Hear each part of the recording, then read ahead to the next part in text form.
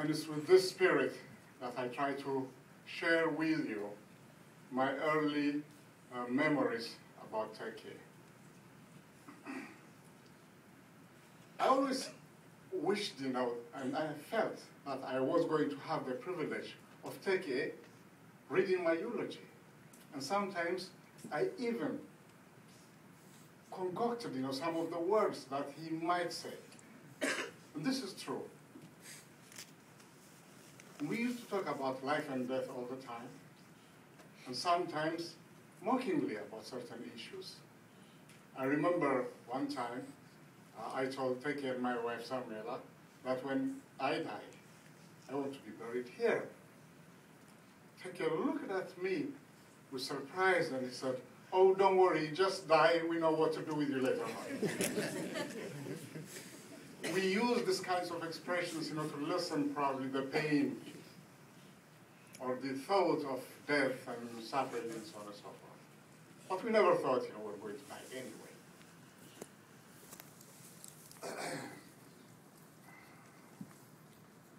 I will attempt to give you a quick review or overview of our early life. And I want to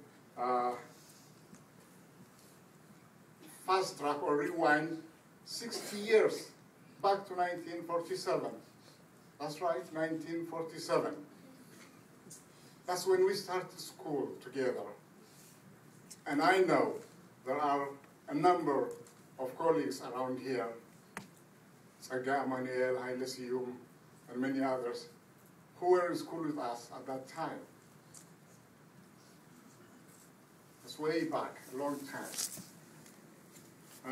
But the most important event that I remember is that one day, one afternoon, we had a little recess, 10, 15 minutes break in between class, and we usually go out and play, then go back to class. But this time, something unusual was happening. There was a group of people clustered around somebody, a little kid. And there was the head nurse or dresser of the clinic in the area, and they let us in. And this little kid was reading for her from the Bible. In the evangelical school, we learned how to read the alphabets using the Bible.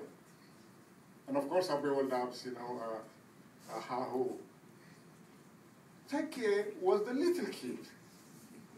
And he could read so well that all the students were looking at him with amazement. After it was over, I went back saying, one day I'm going to read like Tekie. And so in that sense, he was an inspiration. Of course, the book fell off his hands. It was tattered, it was paperback, and the stitching was not holding the page. And to this day, Tekie used to make fun of me saying that, you were so jealous that you kicked the book off my hands.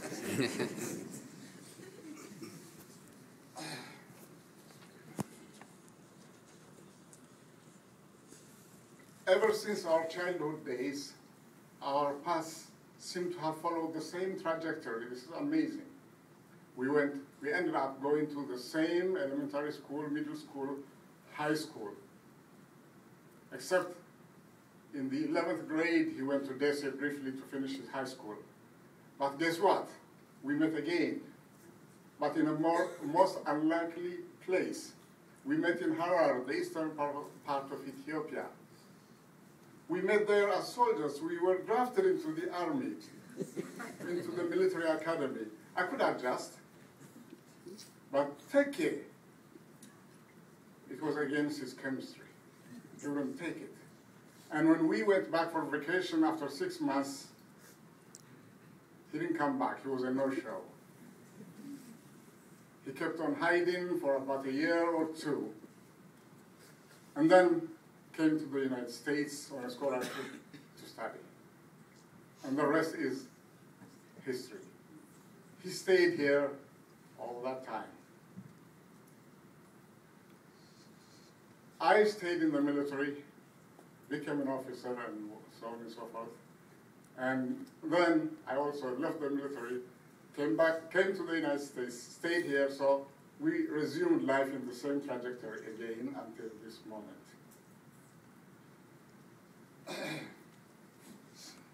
Many things that we did together were so memorable. Some of them childhood days, I don't need to mention them here.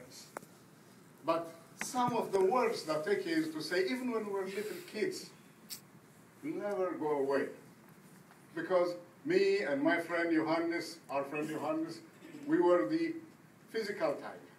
Tekie was the philosophical type. And we used to involve ourselves in all kinds of fights and violence and all that. And Tekie would come and say, you guys have to realize that violence is the sign of weakness. Way back. And we also had some kind of an elitist kind of an outlook, and we used to look down on people who were not good academically. Oh, that will turn him off. He would say, hey guys, remember that. People have the right to be weak. I mean, these kinds of admonishments, will make us cower back. We never stand and face him. And so this is the contribution, the legacy that Tekie, has in my life and my friend's life, people that were closely associated with him early on. But there was another important, memorable thing also, and that is reading books. When we met in the 9th grade, Tekie was reading books that were heavier than his weight. I have not moved out of reading abridged, or short versions, paperbacks. And so when I saw him do that, I said, I remember, my memories way back in 1947, and said, okay, now I have to catch up in my readings. And so I started reading like crazy. And in 2 years' time, I think I must have read the highest number of books that I have ever read in the rest of my life. I remember one time he came and said, do you know what's the biggest volume in the world? I said, no. He said, it's War and Peace by Leo Tolstoy. I said, I'm going to read it. So there comes vacation time. I go to the public library. That time it was called the Assembly Library. And during the vacation, summer vacation, I would go there, read that book. You can't take it out, you can't check it out, so I have to go there like office hours and read it in about 10 days. And then I had to report to him and tell him, I finished reading War and Peace. I joined the club. But also, I had to stand the test of his inquisitive questions. Are you sure you comprehended everything? And it's up to me to prove to him that I was up to the task. But what happened was, without me knowing it, I was transformed. I was transformed into the scholarly type, reading. We read all the English literature classics available in Asmara. Our school library, which was very rich, the city library, and the American library. And wherever we go from that time on, any institution, the librarians would be our friends. This was Tekie's legacy. If I have contributed anything towards Tekie's development, it's very little, it's very minor, but I consider it to be extremely important. When we were trying to play soccer in high school, Tekie told me that he wanted to be a goalkeeper.